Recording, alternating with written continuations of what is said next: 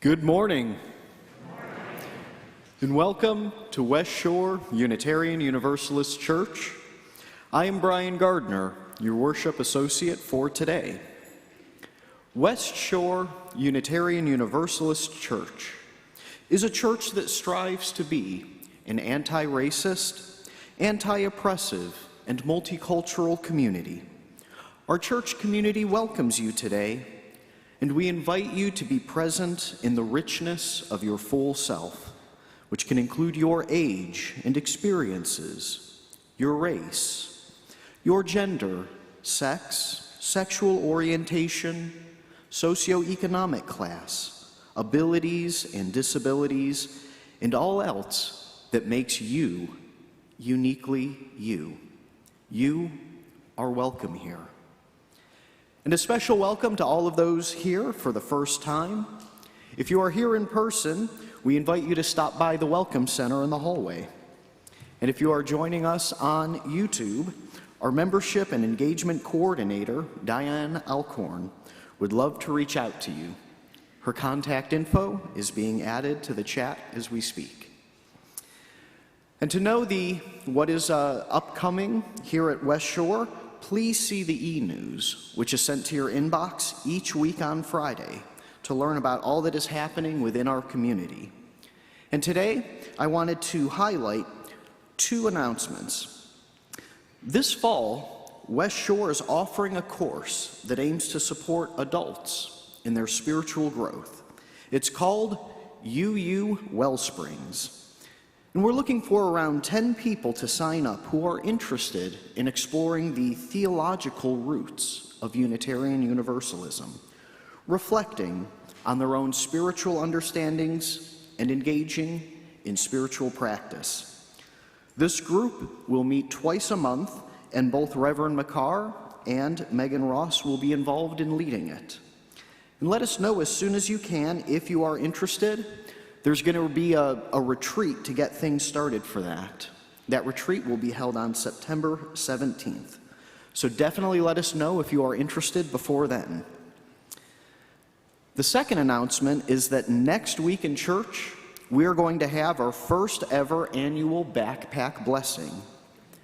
This time of year, it's a major transition for people of all ages who are going back to school. Whether you are kindergarten or first grade, whether you are on to high school or college, or whether you're in the midst of a career change and you are over 50 and more education is helping you to do that, you are invited to bring your backpack or briefcase or book bag to church next week. Reverend Makar, along with the whole congregation, will say a blessing for a fun, safe, and learning-filled year. Participants will also receive a charm to hang on their bag as a reminder that the love and support of the West Shore community is always with them. This is a ritual practiced by many UU congregations across the country, and we are so pleased to begin doing that here at West Shore. Thank you again for joining us today. We are glad you are here. Each week, we light our chalice, symbol of our Unitarian Universalist faith. It is a beautiful reminder that no matter how jarring the events of the past week may have been, the gathered community that is West Shore Unitarian Universalist Church is a source of stability and hope and meaning that we can depend on. And today I light our chalice with these words from Sean Trapp. Our chalice reminds us that the fire within ourselves is the same fire that illuminates the universe. It is our reminder that all is connected, even though the space of the void is vast, and our experience here is but a blip in the cosmic timeline. This flame is our promise that in our smallness and our short time on this earth, that we live intently and deeply, with love for one another, with honesty and integrity, to be guided by rational thought and critical thinking, and with a sense of shared responsibility. For as the late astronomer Carl Sagan reminded us, this pale blue dot is the only home we have ever known.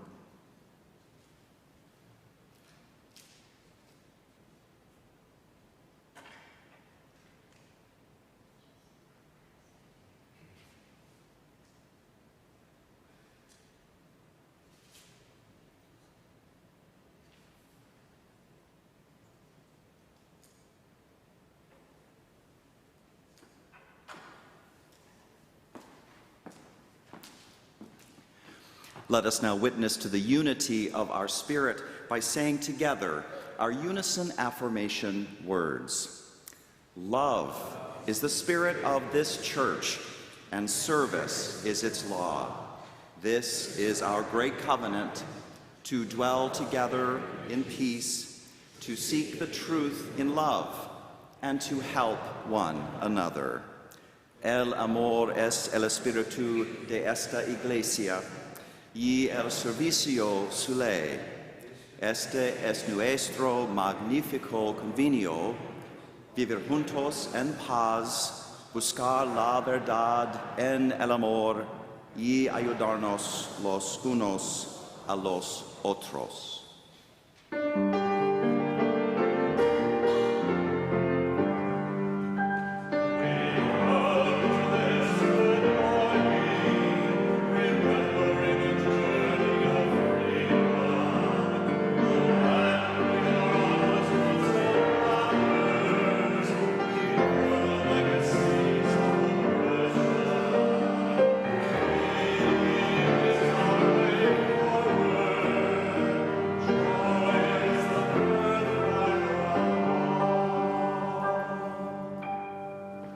Good morning, West Shore. It is great to be home. Good to see everyone this morning. Before we spend a few moments greeting each other, I just want to remind someone about something about something that is happening right now. We are a community that is committed to staying connected, and that is why we are doing another round of Project Check-In. This is a group of callers who are phoning everyone to check in on them, asking, how are they doing? How are you doing? COVID, as we know, is still lingering as we try to bring our lives around into some kind of normalcy. The world around us is often so challenging, it just seems like we all need the support of West Shore now more than ever. The calls start today. They will run through August 31st, and mostly what I'm asking folks to do is to answer their phones when you're called. That's a hard thing to do these days, right? Because you never know who's calling.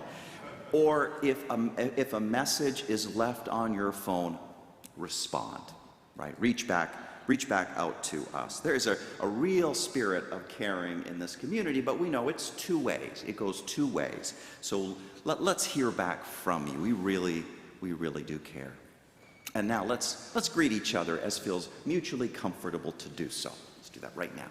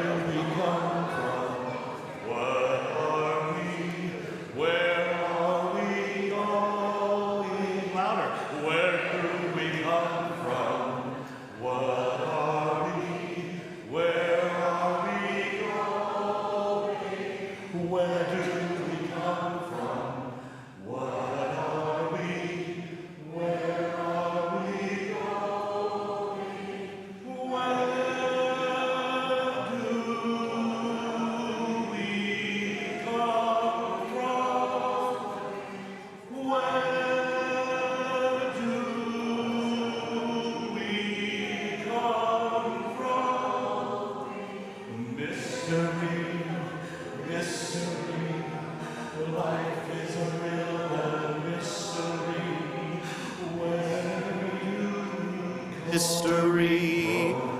Life is a riddle and a mystery. Mystery. Mystery. Life is a riddle and a mystery. Mystery.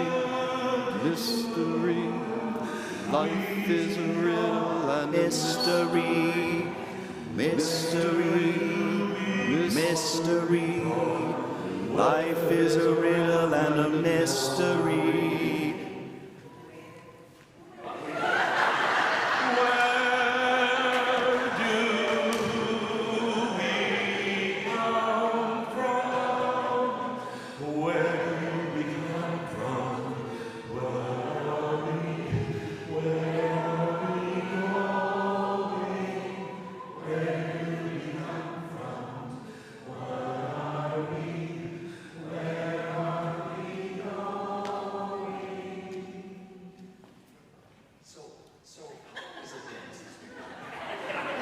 A long time.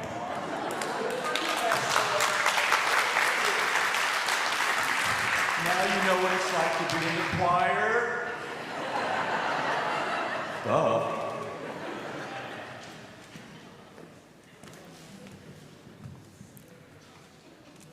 Our reading today comes from the Reverend Robert Fulghum, who is arguably one of the most famous Unitarian Universalists alive.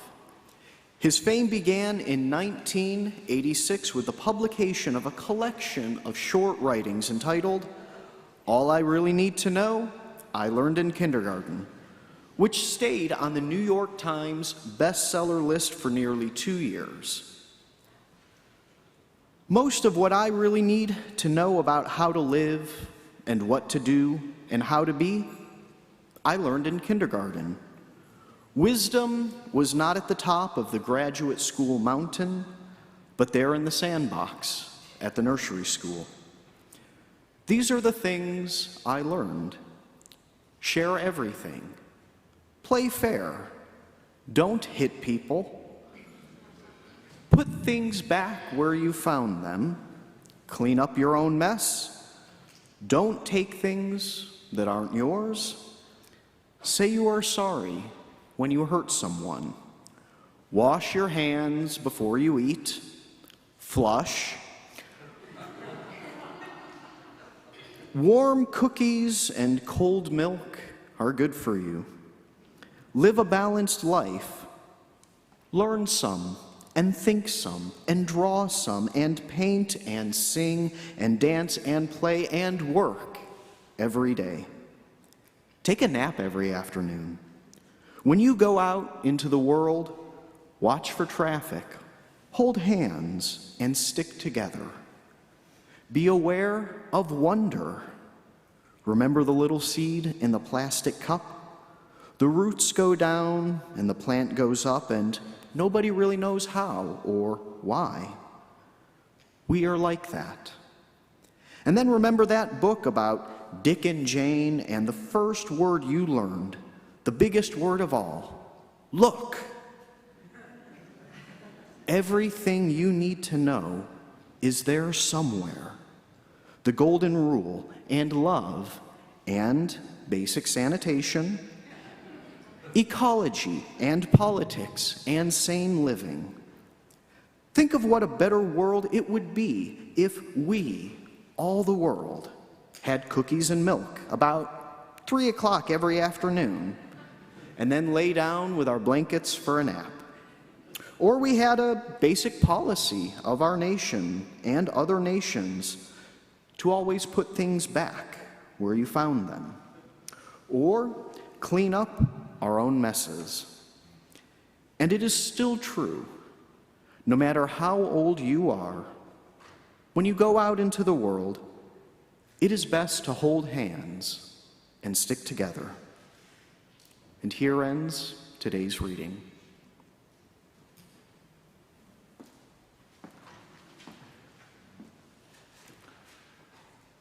Let us now enter into a time of silent reflection.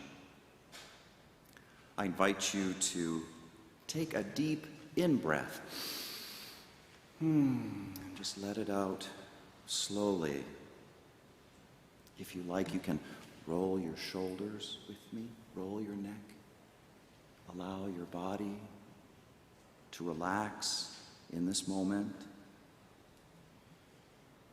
Let's now enter into the wise silence together.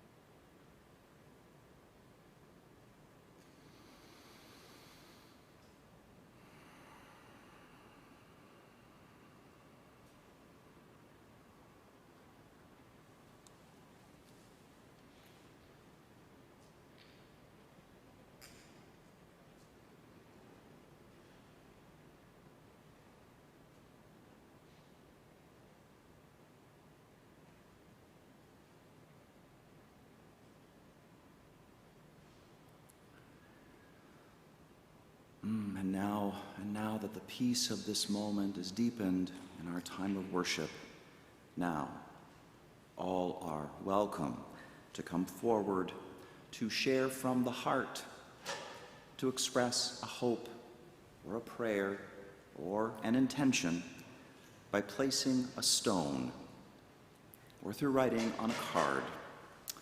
Know that what you write on a card will be held in confidence, and if you request a follow-up, I or our pastoral care team will reach out to you.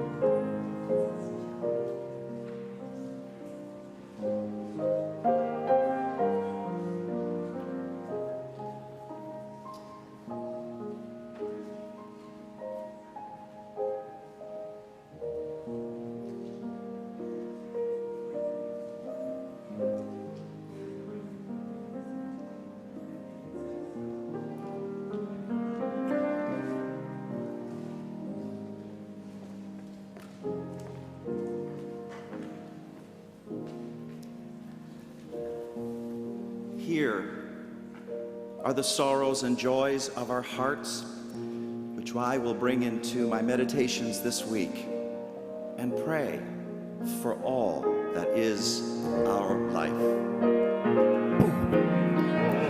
That is our life, we sing our thanks and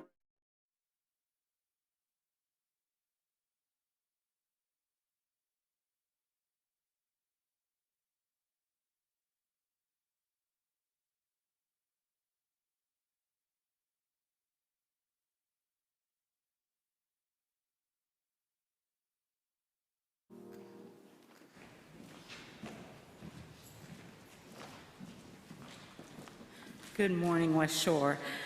Because of this community's generosity, we exist and we do so many things. Our gifts, when combined, allow us to do things that aren't possible when people act solely as individuals. There is power in collectivity. One thing your generosity makes possible is the welcome that this community can give to visitors, new members, and folks who've been around for a while. And I've got great news to share. Over the summer months, we have seen near record numbers of visitors walking through our doors on Sunday mornings. Our recovery from the pandemic is happening right before our eyes. Besides your financial gifts that make our community possible, you can get personally involved in our membership and hospitality committee. We need volunteers. Those that are willing to commit to carrying out our mission of being a welcoming congregation. If you're interested in being a part of this dynamic and important ministry, please reach out to me or Karen Kircher, our membership chair. We welcome your ideas and your help. We are having a training session for Sunday volunteers on Saturday, next Saturday, August 27th from 9 a.m. to noon. Please contact us for more information, and we hope that you will join us. There's something else that your generosity makes possible, which is our wonderful choir, which leads us to a quick word from Danny in the sound booth.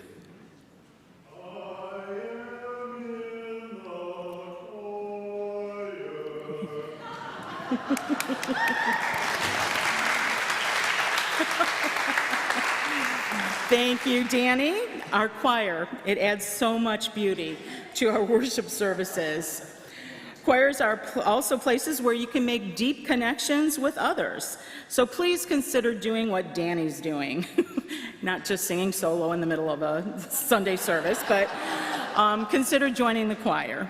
For more information, please contact our music director, Dave Blazer. And now, the morning's offering will be given and most gratefully received.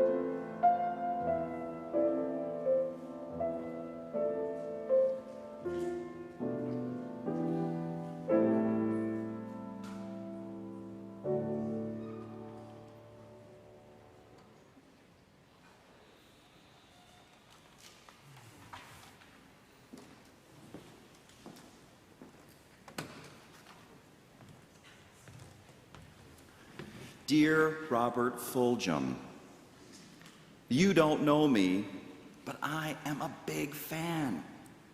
You're a Unitarian Universalist minister like me, and years ago, I had the chance to meet you at one of the annual business meetings of our association, held in June.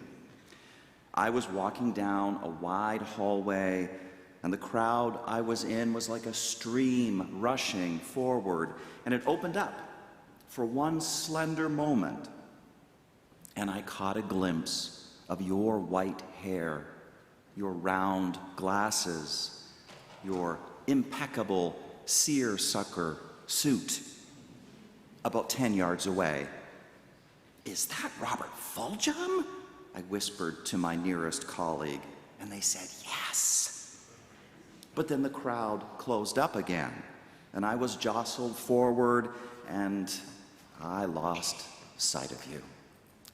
And that was that.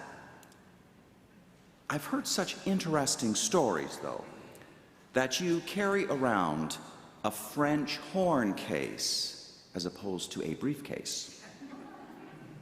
That at motels, you sometimes register yourself as representing Mother Earth, or representing the cutting edge of reality. That if a Seventh-day Adventist comes to the door, you whip out your stopwatch and say, "Okay, but I get equal time." You were the minister of Edmonds Unitarian Church in Seattle for 19 years, from 1966 to 1985, and you presided at hundreds of weddings and memorial services. You saw a lot of life and a lot of death. Once, while distributing someone's remains from 2,000 feet over Bellingham Bay, Washington, in a Cessna airplane, the ashes accidentally flew back onto your face. Later, you asked, "How do you brush off those sacred ashes? Do you go like this? Or do you go like this? Ah!" These days, as the best-selling author of 8 books, 17 million copies in print, published in 27 languages in 103 countries, I've heard that a person has to be careful when asking you for your autograph. The story is told of a time in a Seattle restaurant during lunch when several people came up and asked for it. One man said that the autograph was for his wife, Susan. You wrote, "Hi, Susan. Met your husband at the Porno House movie. Nice man." Robert, you just don't take yourself too seriously, and I like that. You are like drinking the wine of life. You once described all I really wanted to know I learned in kindergarten as a highly condensed version of a 300-page credo statement written many years earlier while you were a seminarian, and I have been one of those too. As all seminarians do, you enter into the vineyard of Unitarian Universalist history and tradition, and for 3 or 4 years you basically pick grapes off of the living vine. You learn about the heroes of the faith, Faustus Socinus, and John Murray, and William Ellery Channing, and Margaret Fuller, and Theodore Parker, and Olympia Brown, and Ralph Waldo Emerson, and so many more. You gather all of these beautiful grapes because you want to make more of the wine of Unitarian Universalist faith. And so you crush them with your hands, and you stomp on them with your feet, and you filter out the dross, the impurities, and you bottle that juice, and you let the magic happen through your thinking and your feeling and your living. That's how the wine of your faith happened, which we now taste whenever we read your books. or hear you speak. It is so sweet. Wine of Unitarian Universalist faith, Robert Fulghum style. Why this is important is suggested by a fascinating fact: how your books easily bridge traditional publishing categories. They can be found in the self-help section right next to Brene Brown or to Stephen Covey, but they can also be found in the inspirational section as well, right alongside the Dalai Lama or Don Miguel Ruiz or Rabbi Harold Kushner of Why Do Bad Things Happen to Good People fame. You can find them in Christian bookstores, you can find them in New Age bookstores, you can find them at Target. It's just because your faith message is profound. It can speak volumes to many people. And because I believe this, today, I want to be an evangelist of your essential message. I especially want people to see the radicalism within it that would most assuredly shake a lot of people up if only that radicalism was spelled a little more explicitly. You know, maybe I did lose the chance to meet you personally, but perhaps through this letter, I can connect with you in a deeper way. So, here are 3 convictions. Number 1, the world is a sacred mystery. Number 2, the sources of truth are many.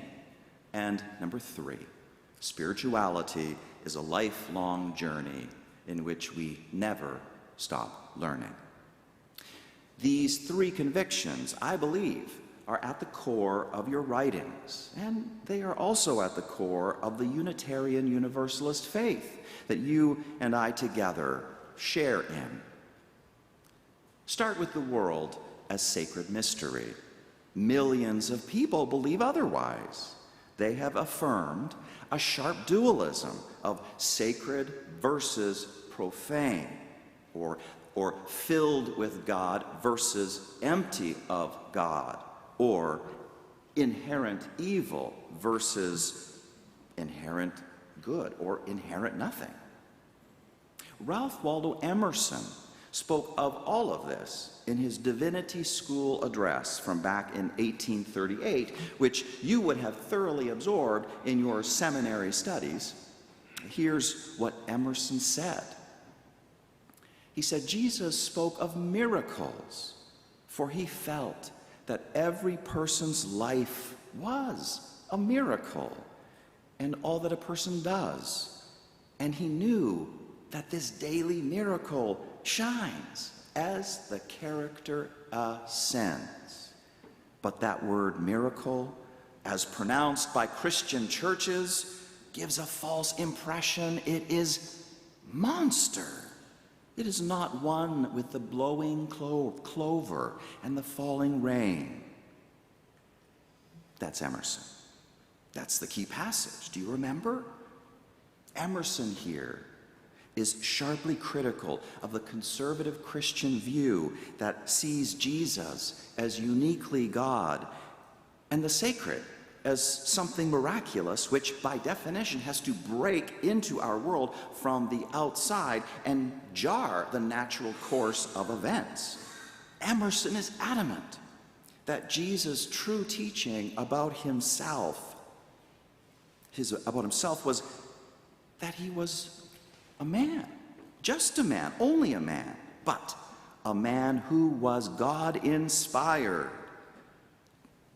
Jesus, Emerson said, also taught that any human being could be God-inspired too, like he was, as their character ascends, if the character is good. Emerson was adamant about all of this, and also insistent that nature is full of miracles right here and now, and we would see this, we would know this if we could learn how to pay attention. But we don't pay attention. We don't see what is right before our eyes. And so we come up with monstrous kinds of miracles that are in truth impossibilities, like virgin births or the parting of the Red Sea, or one and only one being ever in the history of humankind who is simultaneously an omniscient, omnipresent, omnipotent God.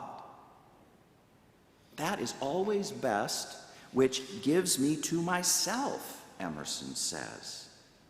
That which shows God in me fortifies me. That which shows God out of me makes me a wart and a wen. Now, Robert, did you have to check the dictionary to learn that a painful cyst on your face is what a wen is? Like I had to? Everything that Emerson said here, it paved the way for you, Robert. You said this 200 years later in language that is far more accessible. You said, be aware of wonder. Remember the little seed in the plastic cup? The roots go down and the plant goes up, and nobody really knows how or why. We are like that. And then remember, you say, that book about Dick and Jane, and the very first word you learned, the biggest word of all, look, everything you need to know is there somewhere. Most of what I really need to know about how to live and what to do and how to be, I learned in kindergarten. I love the connection that you're drawing here. The biggest word of all is look, because the world is a sacred mystery with sacred endless depths, and therefore there is something to look at and something to find. You can learn all the essentials in kindergarten because all the essentials are there already. It is as sacred a site as the peak of the highest, holiest mountain. But if Emerson is wrong, and the world as a whole is indeed empty of God and needs to be filled up by some miracle that comes crashing in from beyond nature, then why look? What is there to look at? The last place a person ought to go looking for wisdom is a kindergarten. Far better to go to some chosen guru with a chosen set of scriptures that purports to contain all the God wisdom that ever was, ever is, ever will be. Ugh! This anti-Emersonian line of belief does indeed make all of us warts and wens. Miracle does indeed become monster. I guess what I'm saying is that only certain beliefs keep the monster away and support life-giving wonder. Only certain beliefs make it reasonable to want to remember that little seed in the plastic cup and to say of this miraculous thing, we are like that. Beliefs matter. And here is the next belief that is at the bottom of your faith as I see it, Robert, that the sources of truth are many. This is so very different from saying there is one and only one source, which millions of people do say, but not Unitarian Universalists, not you, and not Emerson. Here's how Emerson lays it out, and again, we are drawing from the Divinity School address, where he describes the capital secret of the minister's profession, quote, namely, to convert life into truth. This is yet another key passage that every Unitarian Universalist seminary meets up with. Emerson goes on to say, quote, the true preacher can be known by this, that he deals out to the people his life passed through the fire of thought. But of the bad preacher, it could not be told from his sermon what age of the world he lived in, whether he was a father or had a child, whether he was a freeholder or a pauper, whether he was a citizen or a countryman, or any other fact of his life. Robert, this is what got pounded into my head in seminary, and the same thing went for you. And it is, in fact, something all of us need to be engaged in, preacher or not. For as you once said, Robert, as you once said, I think we have a lot better, richer lives than we often think we do. It's just a matter of saying, did you notice this? And if you did notice this, then maybe you wouldn't feel your life was so poverty-stricken. Anyone can be just like the bad preacher if we don't look at the experiences coming into our lives and mine them for the truth and wisdom that is there. All we need is eyes to see and ears to hear. The true preacher and the true Unitarian Universalist can be known by this, that they pass the raw materials of their lives through the fire of thought. I believe this is exactly why, Robert, when we read your books, that we see you extracting philosophy from such subjects as the shoe repairman who leaves cookies in the shoes he can't fix, or the unattractive person who becomes beautiful when he dances, or the boy in a wheelchair who wants to rake leaves. Maybe it's also why sometimes you hop into your car, set the odometer at 100 miles, and just drive. And when you reach 100 miles, you stop that car, you step out, and you talk to anybody you encounter. Because you have faith that whatever happens, God is going to be in it somehow, and there are depths of meaning to discern, and it's going to become one of the many sources of truth and wisdom in your life. Robert, I wonder how my congregation in Cleveland would respond if I recommended this to them as a viable spiritual practice. Just drive 100 miles randomly, and then stop, and then just talk to the first person you meet. And now there is a third and final belief to look at, Robert, which is fundamental to your Unitarian Universalist faith and ours, that spirituality is a lifelong journey in which we never stop learning. And here again, millions think otherwise. They think God is like a rage-aholic, Incredible Hulk type that has no patience for people's humanity, no room given for experimentation, no room given for trial and error, no room given for the natural process of learning that allows a person to become at some point truly authentic. No room given in this universe. So people need to get in line. People must affirm things that may make no sense to them or contradict what they best know. This Incredible Hulk type God just wants people to get with the program immediately. No questions asked, no resistance, just instant obedience. And if people don't, divine rage, divine wrath, people's souls thrown into eternal, everlasting hell. This is just not who we are. We Unitarian Universalists don't live in that kind of punishing universe. Here's something you once said that immediately comes to mind at this point for me. You said, the first time I went tango dancing, I was too intimidated to get out onto the floor. It made me remember another time I had stayed on the sidelines when the dancing began after a village wedding on the Greek island of Crete. The fancy footwork confused me. Don't make a fool of yourself, I thought. Just watch. Reading my mind, an older woman dropped out of the dance. She sat down beside me and said, "If you join in the dancing, you will feel foolish. If you do not join in the dancing, you will also feel foolish. So why not dance?" And then she said she had a secret for me. She whispered, "If you do not dance, we will know that you are a fool.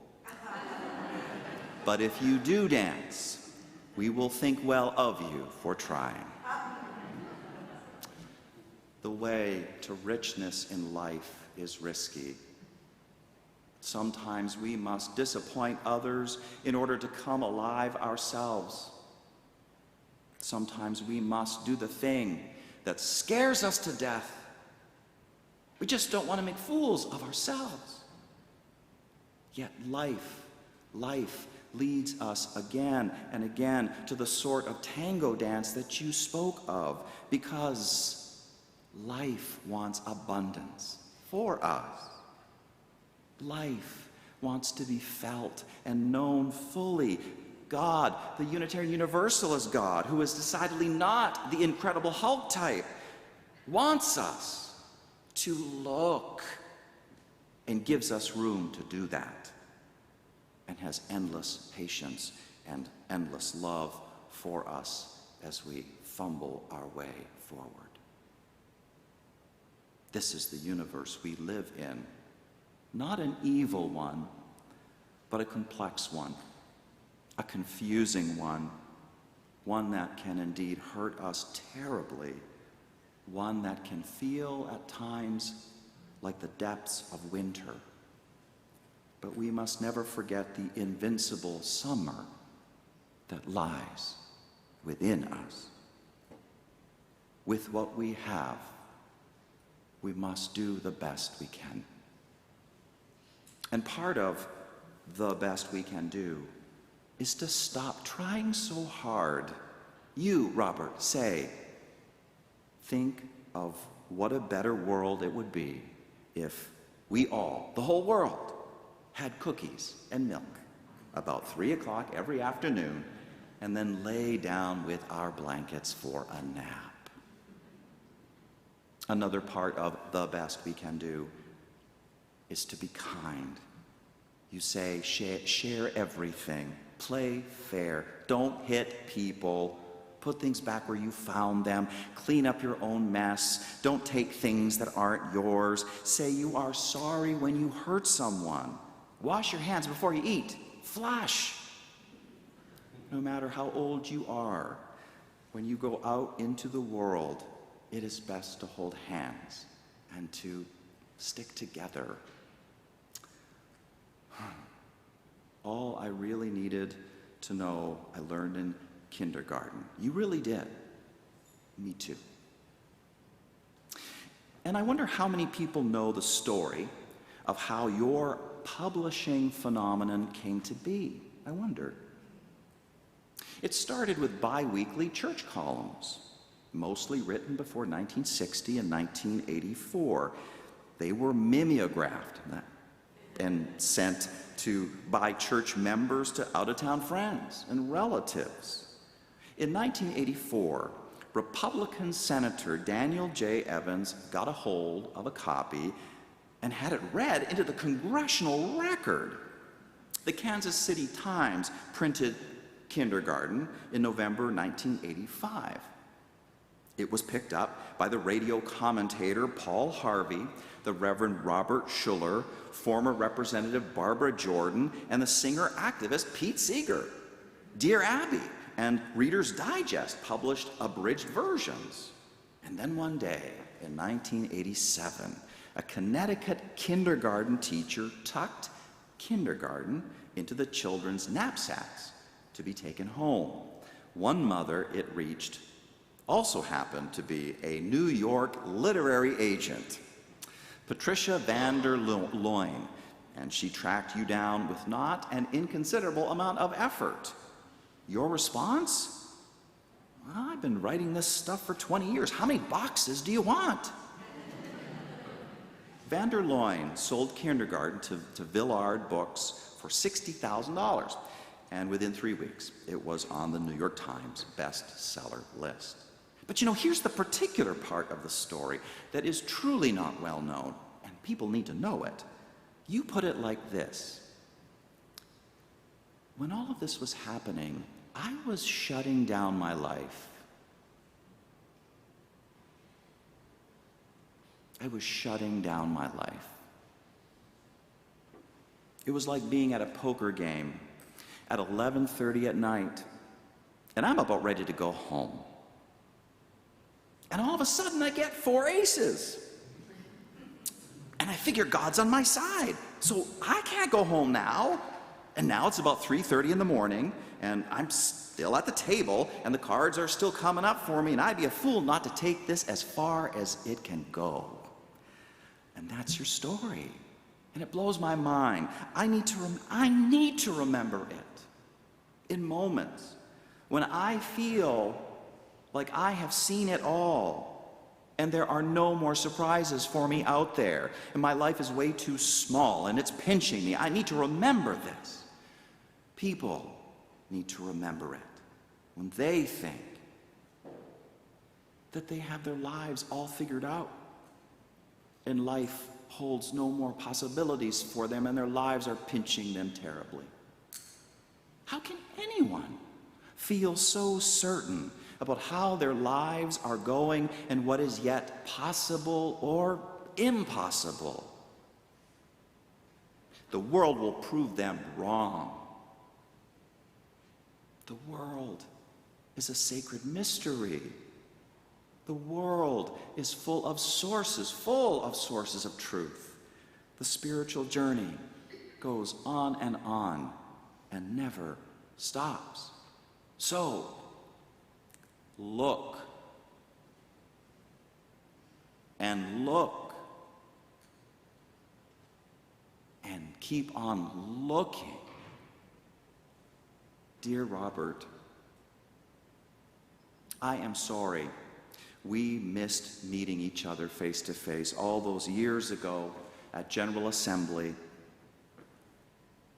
But I am grateful to have met you in the Spirit through your writings and through our shared Unitarian faith, which is our sweetest UU faith, the sweetest tasting wine that is ours.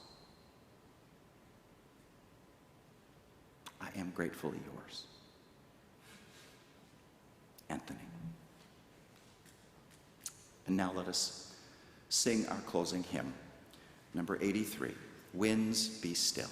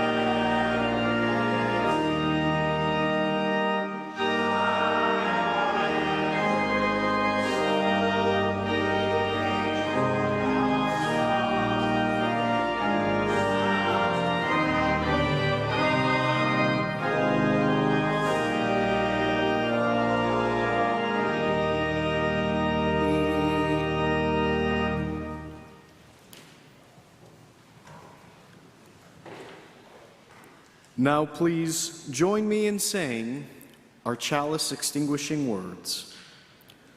We extinguish this flame, but not the light of truth, the warmth of community, or the fire of commitment. These we carry with us until we meet again.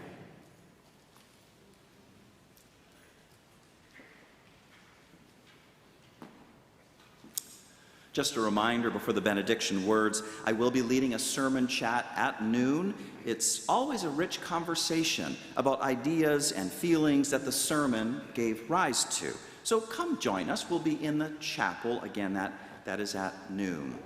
But before that, right after this service, I will be leading a dedication for our newly renovated playground. I know that it rained a little bit this morning. Megan and I checked it out. It's going to be fine, so please join us for this. Megan and I will be leading this brief and joyful ritual, which will culminate with a special popsicle communion. Ever had one of those before? Come on out, check it out. There's one more thing. Megan just told me that a church member donated 2 tickets to see the musical Frozen. The drawing will happen right after the popsicle communion. So how great is that? Come on out, join us. The door to the playground is just right off of Baker Hall. Hope to see you there. And now, benediction words from the Reverend Robert Fulghum. The grass is not, in fact, always greener on the other side of the fence. No, not at all. Fences have nothing to do with it. The grass is greenest where it is watered. When crossing over fences, carry water with you and tend to the grass wherever you may be. So may it be. Go in peace. Amen.